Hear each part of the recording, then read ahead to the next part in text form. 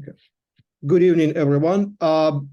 It's great pleasure to welcome tonight in Hong Kong, but I guess it's early morning in the United States and maybe afternoon somewhere in Europe. So we have a pleasure to speak tonight with an established, distinguished practitioner of internationalization, Dr. Win Kai To, who is senior international officer at Bridgewater State University in the United States. And he is also assistant provost for global engagement in the university, which is a quite established big university, state university in Massachusetts. Dr. To is known for his practice, and tonight he will speak on social justice, which is, I would say, is under-discussed theme topic in the field of internationalization of higher education. So without further ado, Dr. To, please, the floor is yours. Good morning, good afternoon, good evening to all of you who are able to join us today. It's a pleasure to be with you today. And Dr. Alesienko, thank you so much for inviting me to be a part of this webinar. I've watched some of your webinars before. It's really a good forum for all of us to discuss issues of internationalization or international higher education. As someone who's originally from Hong Kong, it means a lot for me to participate in this webinar. And also, our university, Bridgewater State University, has been a partner with Education University of Hong Kong.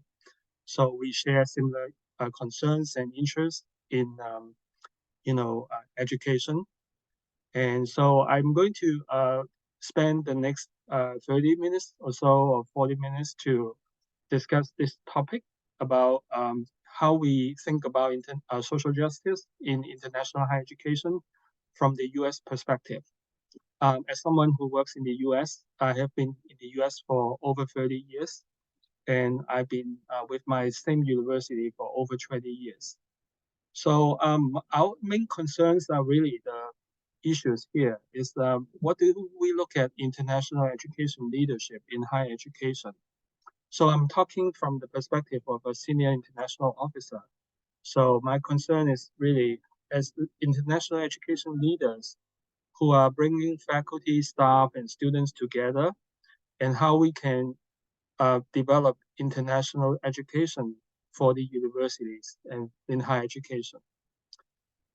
We really share the values of what the United States has often called diversity, equity, and inclusion, and it operates in both in the US context and in a global perspective. So if we think about the similarities and differences between the United States and the rest of the world, there are certain areas that we share the same ideas about DEI, and there are other topics that we may not have the same definitions of DEI. Finally, I think our concern is also to think about internationalization doesn't just happen on the campus or in the academia, but internationalization has an impact on the society at large. So what we do doesn't just radiate around our campuses, but also has an impact on educating the younger generation or providing social impact. So I think social justice is an important way to think about the importance of international education. So I would divide up between the two areas to think about social justice. One is what's happening on our campus in our research, teaching and learning, and student life. On the other hand, is what's going to happen between higher education and social change. So I would say that different identities that each of us share is going to impact how we value knowledge and exchange. So our identities of being, whether it's race, gender, ethnicity, national origins, sexual orientation, gender, and all these topics are going to impact how we think about social justice. And we also need to think about the relationship between the students and the community. Because I think we don't operate in a vacuum just by ourselves as international educators. Our main goal is to really work alongside to educate the younger generation, as I said, the students and the local community. So eventually, what's the relationship between what we do and social change on the one hand in our own country, but also the global ecosystem? We all share our own responsibility as a part of the global, as a part of global citizenry. So what we do has an impact on not just our own country, but also the global ecosystem. So this is what I'd like to divide up between what our concern is and what our issue is. I'm having problem advancing my slides, so maybe I'll just minimize it.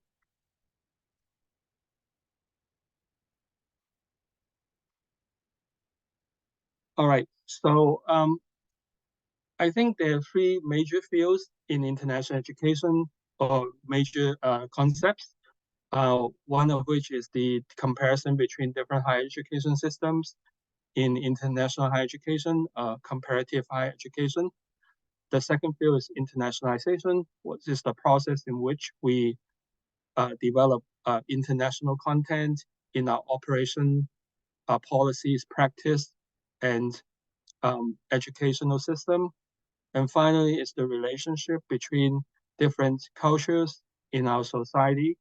And multicultural education was an older concept that was used alongside with international education.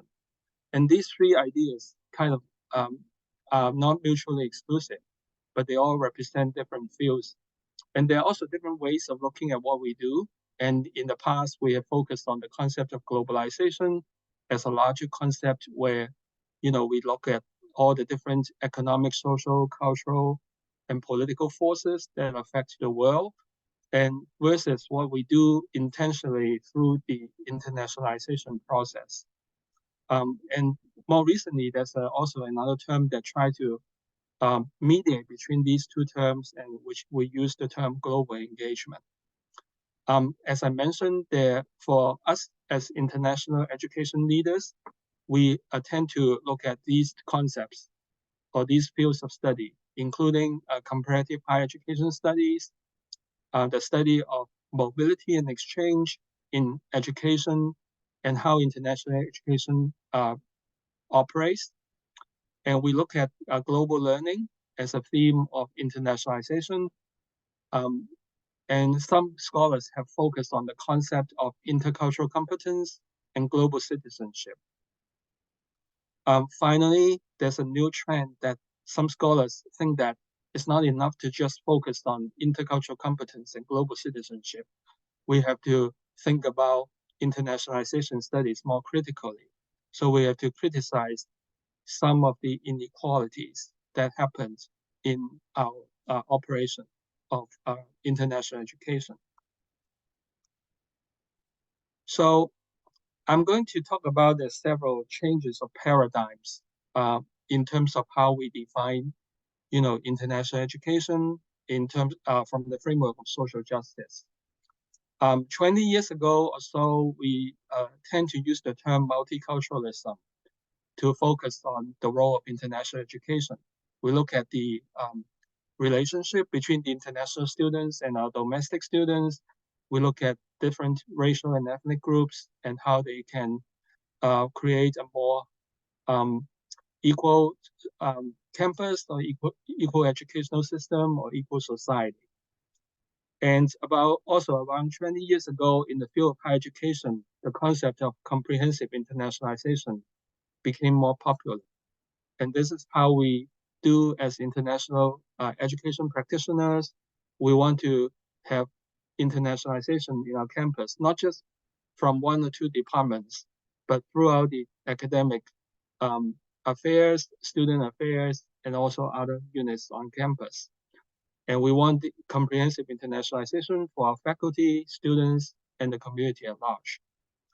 Around the same time, other people have have focused on the scholarship of intercultural competence and global citizenship. And there's still a lot of scholarship in this area and looking at the study of global and cultural competence. For instance, the World Council for cultural competence is still very active. And one of my colleagues in the US, Darla Theodore, the executive director of International Education Administrators, is also a part of this movement. Now, there's more recently, in the last 5 to 10 years, there's been a critique of these approaches, and they do think that it's not enough to just talk about inclusion and in a comprehensive manner, or to talk about global citizenship. We have to look at diversity, equity, and inclusion, and social justice. And some people have combined the term justice with DEI and say it's a JEDI, or justice, equity, diversity, and inclusion. So some people use a DEI, some people use DEI or EDI, and some people use even JEDI. Because there's a lot of concerns about climate change and inequalities and sustainability, and this has been a new trend for internationalization in US campuses.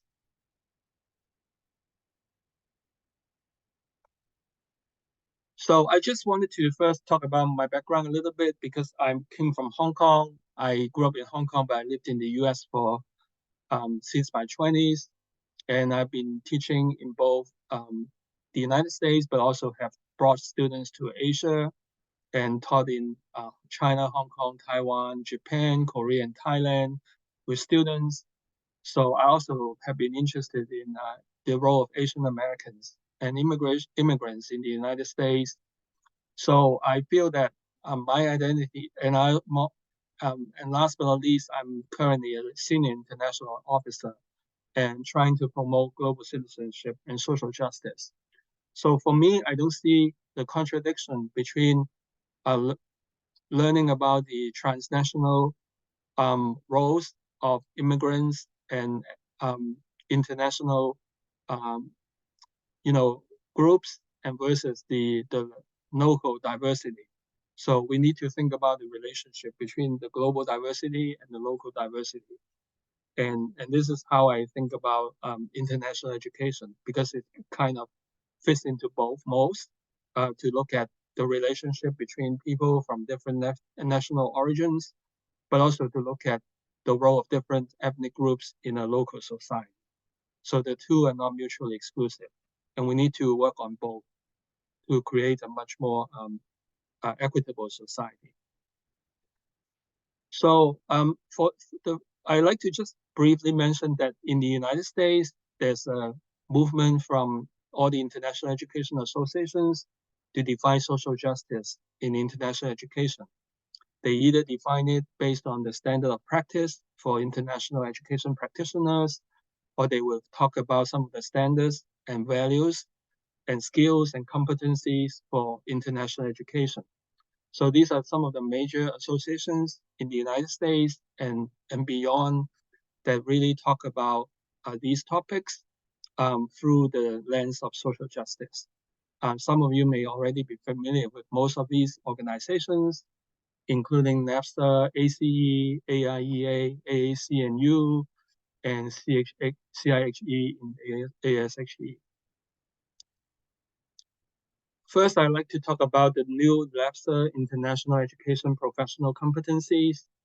In the past, they had the old International Education Professional Competencies, and that focused on different fields of study abroad, international student and scholar services, international enrollment management, and also global learning.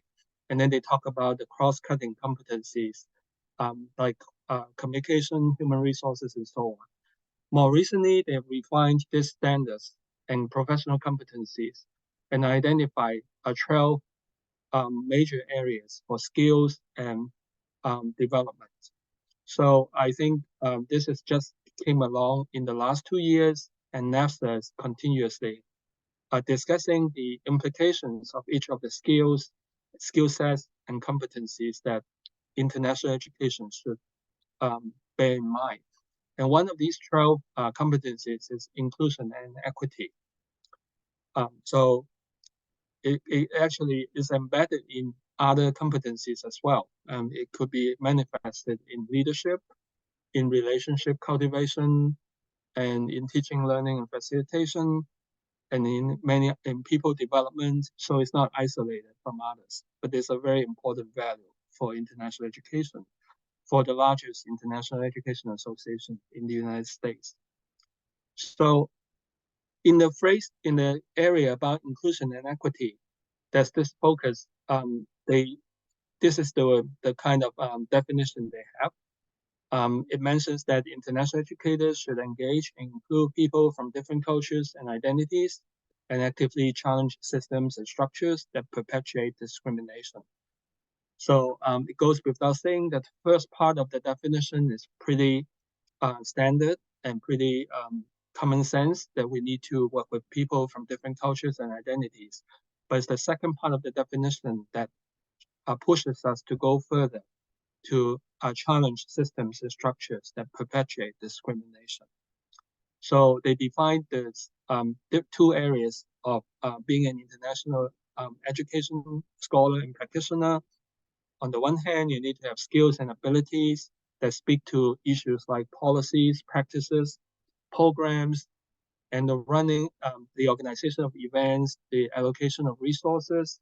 But it also goes to your personal level of self-awareness, perspectives, and your relationship to the local communities. And your knowledge base is going to relate to issues like principles, strategies, systems, theory, and practice. So I think each of them needs a lot of unpacking.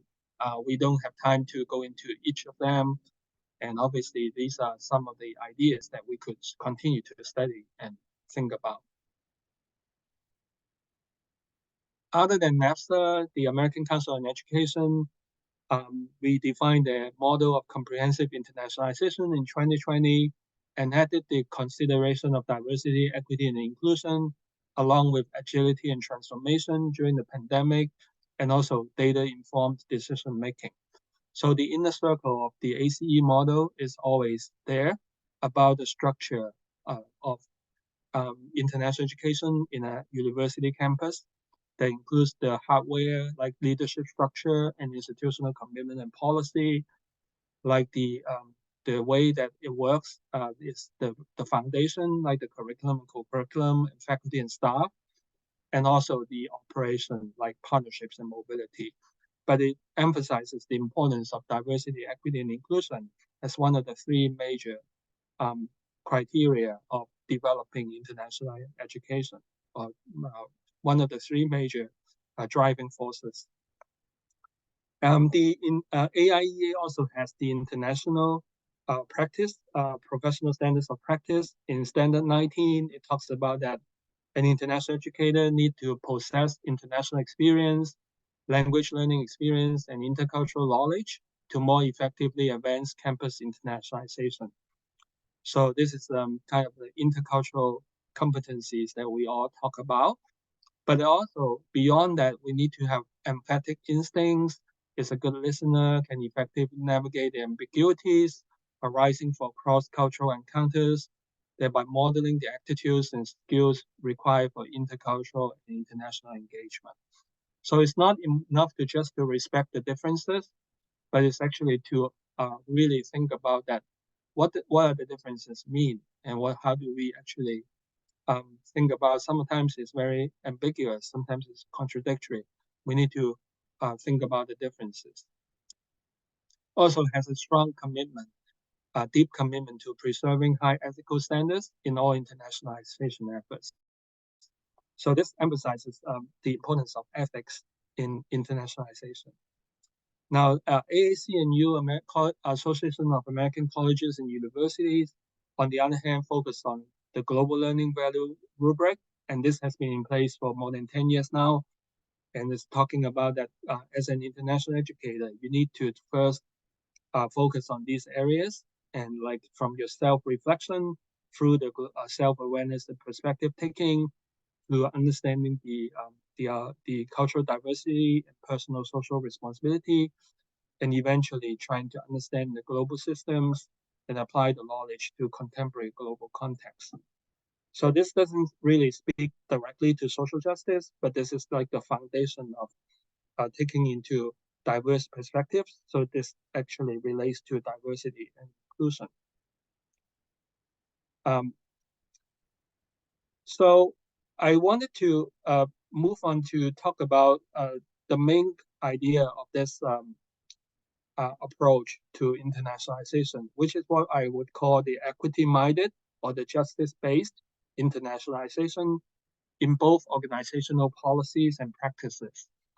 So I've named a number of areas that practitioners and scholars have focused on in terms of infusing social justice, equity into internationalization, into campus and curricular internationalization.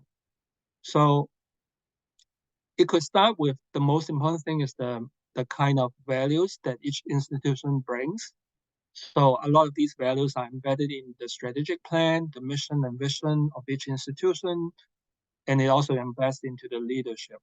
So the first two are really kind of macro level, how it operates.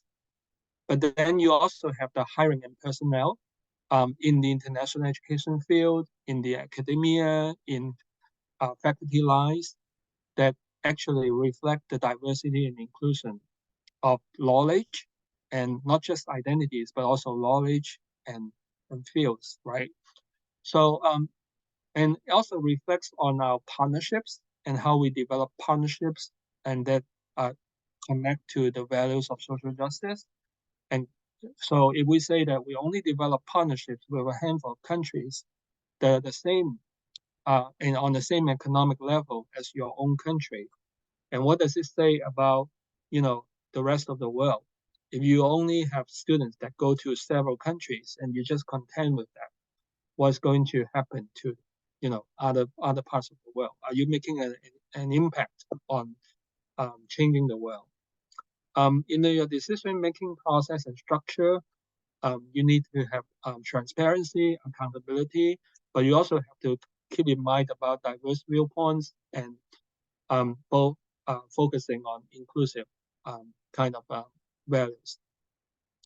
In terms of operations, there have been a lot of rethinking about study abroad, the role of international students and scholars, and the diversity in study abroad organization in the United States, Forum on Education Abroad, NAFSA, and AIEA, among others, have always been talking about, how can we increase the number of students for study abroad, but also increase the students of color, students of marginalized communities for study abroad.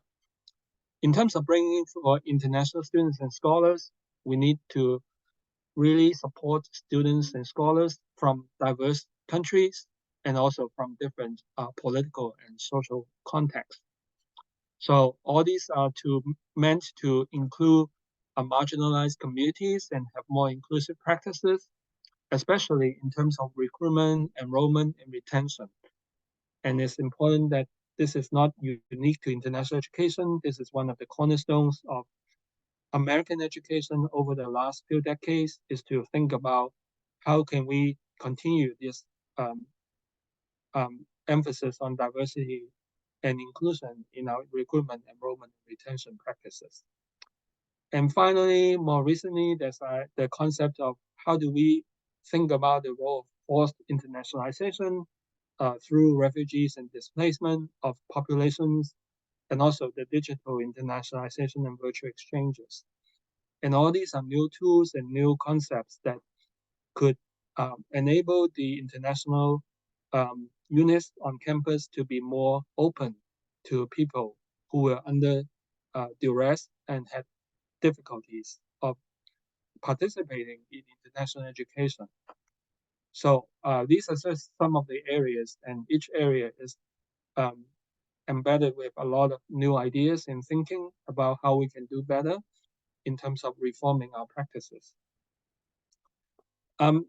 this go alongside with the critique of the concept of global citizenship is to say that we are not equal and universalist or neoliberal. We also need to think about the relationship between global citizenship and social impact. One is the focus on cultural empathy, civic responsibility, and the passion for interpersonal engagement, adaptability, and appreciation for diversity. So these are more like the specific concepts that kind of enrich the idea of global citizenship. And some people have gone beyond that. It's not enough to think about interpersonal and intercultural engagement, but it's also important to engage with global challenges, such as climate change and economic inequalities, to name a few. Of course, it connects to all 17 goals of the United Nations Sustainable Development Goals, and I'm just focusing on a couple of them. Sometimes we would say that the limited resources do hinder access to global citizenship. For example, the access to education, the ability to live in a peaceful and nonviolent society with access to food, water, and healthcare.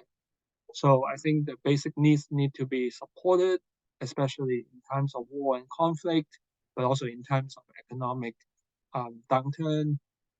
So we always have to keep in mind about these kinds of issues of social justice in our global citizenship education. Another concept is the idea of racial justice, which is a subset of the idea of social justice. It's informed by the U.S. discussion of anti-racism, or in the current literature, and especially because a few years ago, there's from 2014, there's the Black Lives Matter movement, and from 2020 with the murder of George Floyd, and the concern about racial justice, the whole society has been asked to think about the role of education in addressing racism. So it's important to think about that as international educators, are we also a part of this inequalities and racialized hierarchies that affect people of color? So in addition to our exchange and mobility programs, and we do need to think about how our curriculum can actually address anti-racism in international education. So earlier I focused on the operation of the international units like study abroad and bringing in international students, but eventually the most impactful change would come from the curriculum. And this can be achieved through specifically and intentionally stated learning outcomes relating to intercultural development in the curriculum. To continue, and sometimes it's also important to think about how anti-blackness and racism impact all aspects of our work, from student recruitment to education abroad, international student scholars, and our policies. And we need to identify how we can move forward in knowledge production with an emphasis on equity and justice, and considering all voices in international education. So this is just kind of like more focused and specific ideas about how to operationalize the idea of anti-racism and social justice in international education, is to interrogate the system, the entire structure, and the practices. And so we need to sometimes break down the structures and policies and practices that subjugate historically minoritized voices and perspectives. So these are at least the idea and the ideal of that. But how do you do that? It's not easy to do that when there's entrenched structure that really focus on the privilege of certain groups and at the expense of people who are not able to get access to those resources. So on the other hand, I don't want to say that everyone agrees with these ideas. In the United States and around the world, there's the backlash, there's the against and conservative reaction against equity and justice education. And there's, it ranges from the debate about affirmative action in college admission, to the teaching of diversity, equity, and inclusion in K-12 schools, especially in states like Florida and Texas. There's the debate about anti-Asian racism that happens in the last few years, the tension between China and the United States, and the opposition against Chinese scientists from doing research that are sensitive in nature. So it actually hinders Chinese and U.S. scientific cooperation and knowledge exchange. It also affects, the perception of Chinese students who want to come to study in the United States. The opposition to immigration also affected students from Latin America and some refugee-sending countries. And in some states, they might be more welcome. In other states, they were viewed with suspicion, and the universities shy to try to recruit them or support them for their study. There's also the culture wars relating to gender and sexuality. There are different states that focus on different opinions about whether we are doing well in terms of supporting people with different gender identities and sexual identities. Some continuously, there's a lot of indifference or discrimination against the global South. So I don't want to paint a picture that every university in the United States agrees with the idea of social justice.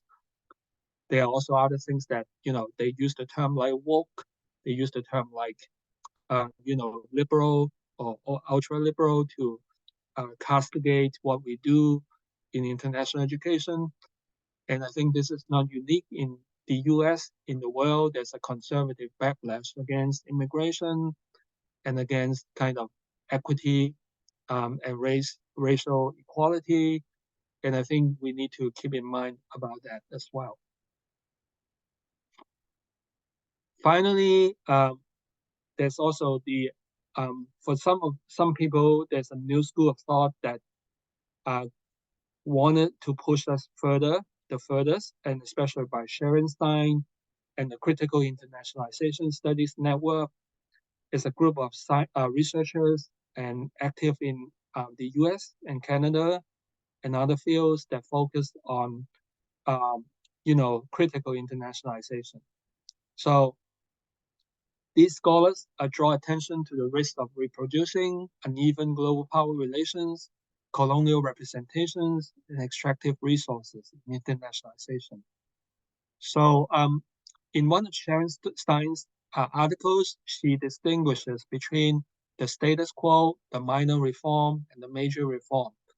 And she thinks that she posits that the internationalization for global knowledge economy is what we've been doing right now. It's basically, to exchange knowledge, to contribute to cooperation and exchange is the status quo.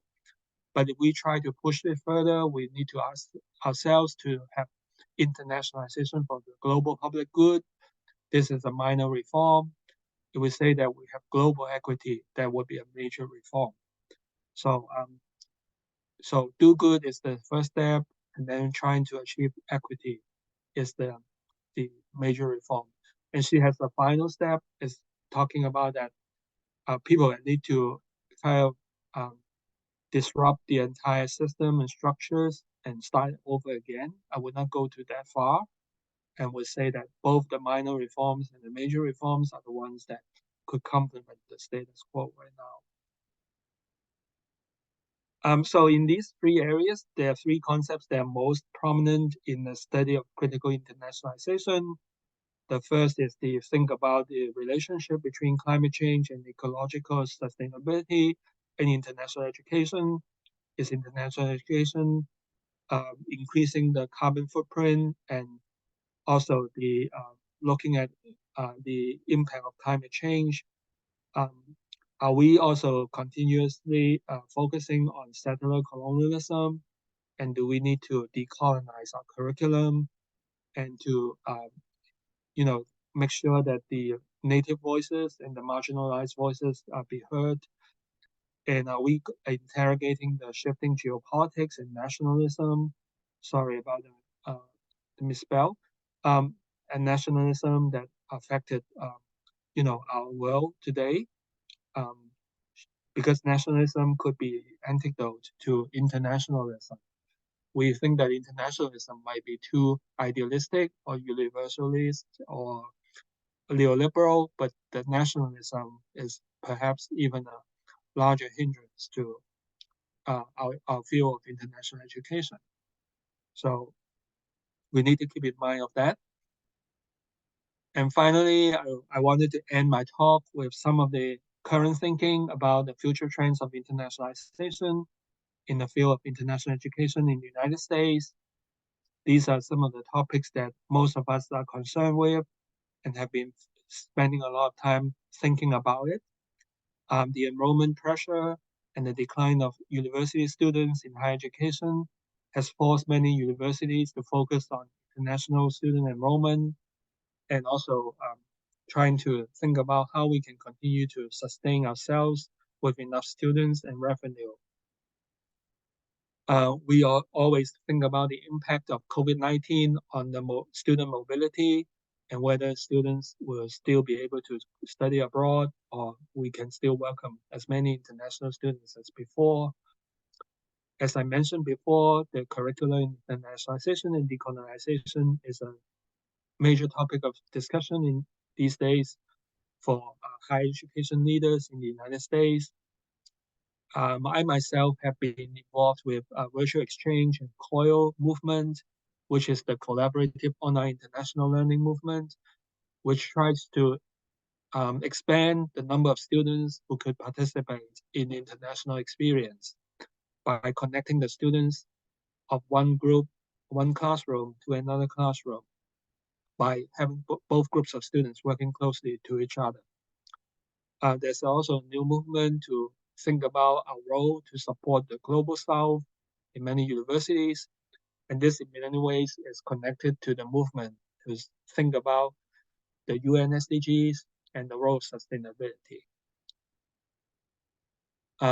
In the end, the next 10 years, the two most consequential things that might happen for international education or for higher education in general is the role of AI and the role of geopolitical shifts and how these two things would affect us, in the next 5 to 10 years. It's going to be very important for us to think about. We can control a lot of things, from enrollment to mobility to curriculum, but we cannot control, how the world is going to shift and change with technology and with politics, and that's going to have an impact on how we do our work and how we continue to focus on social justice. So these are some of the references. There's a literature is very, very broad, and I'm just quoting a few, like, the Nature Burgess book on social justice and international education, the new handbook of international education, edited by some of the leaders in the field, like Dara Dierdorf, Hans de Witt, Betty Sweetness, and Harvey Charles. NAFSA's international educators always a good resource. And there's the anti-racist education discussion and the critical internationalization discussion. Okay. Thank you very much, Dr. To. It was very informative. I found it quite interesting in terms of how you defined all these major policy directions and discourses that have emerged in the country as dynamic as the United States. And it's a very heterogeneous environment, I would assume, just that urges us all to think about internationalization as this movement, as you said, this a movement of different interests, probably value orientations, appeals for reform, and so on. So in general, I think that's an interesting kind of conversation that you have raised. And before I would welcome colleagues to raise their hands if you want to ask a question or make a comment. As I said before, you can use the chat room.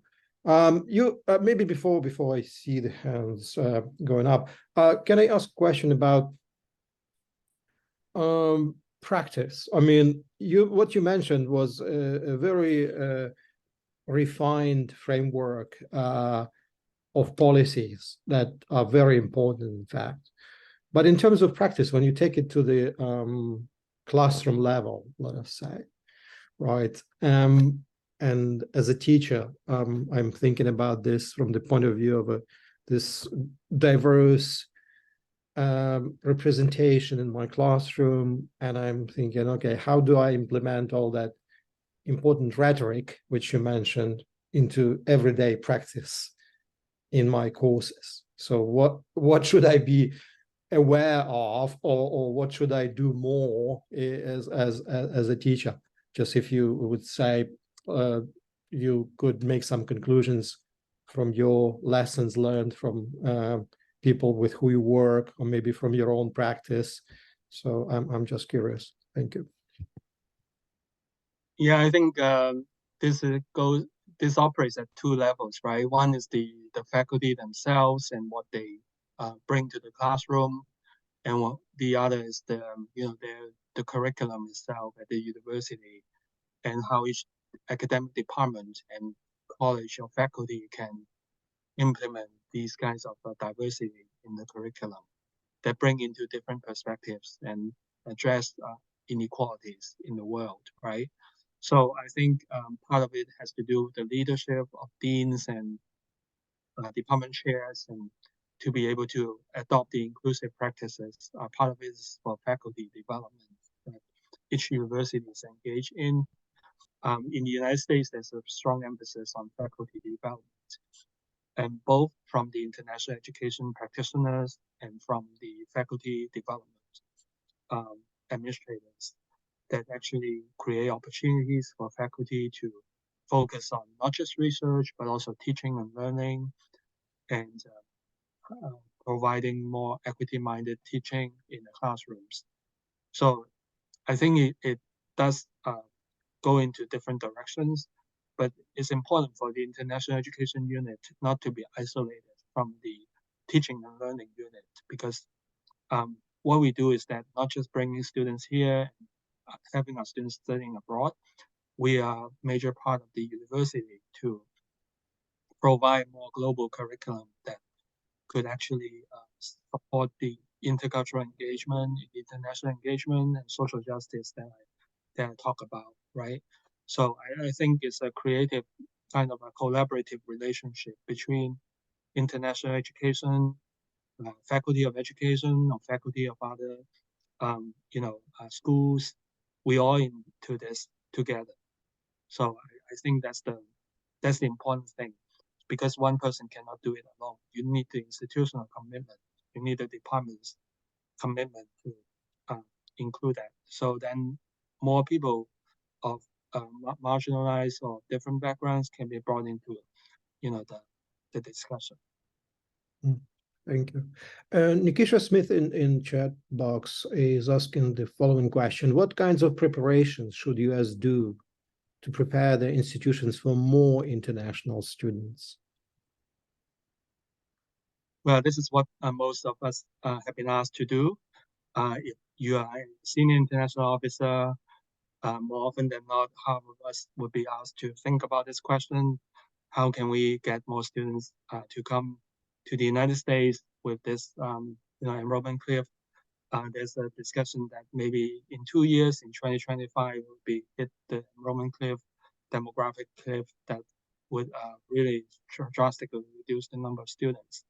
So I think institutions do it differently. Some institutions really want to bring in thousands of international students because of their name recognition, because of their reputation, and they don't need to do a lot of work because the students would automatically go there, right? So for much more less famous universities, but very solid, like Bridgewater State, what we do is that we try to not to admit as many students as possible, but to admit the right students who are really interested in coming to us.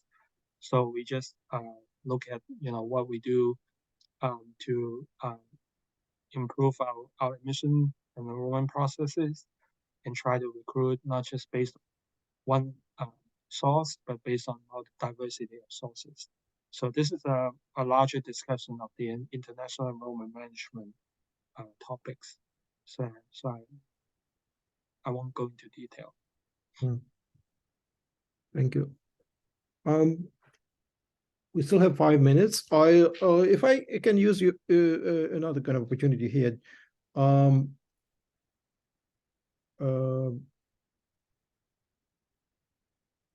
I can see the hand, so I just probably just kind of refer then. Nasser Faroki just asked a question, and I see Yonlin Gorke raise her hand. So just 5 minutes. So these days in university job applications, the employer asks for equity, inclusion, and justice, and how the candidate can establish these three.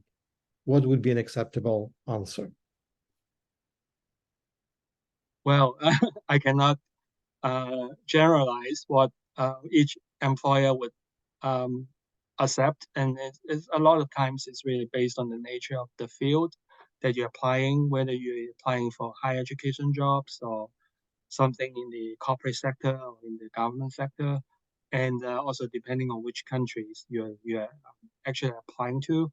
So you need to understand the social and cultural context and how diversity, equity, and inclusion are perceived in the workplace. And I think you just need to be true to yourself and talk about the values that you really believe in. Because if you don't believe in these things, you cannot fake it. You cannot just pretend that you believe it.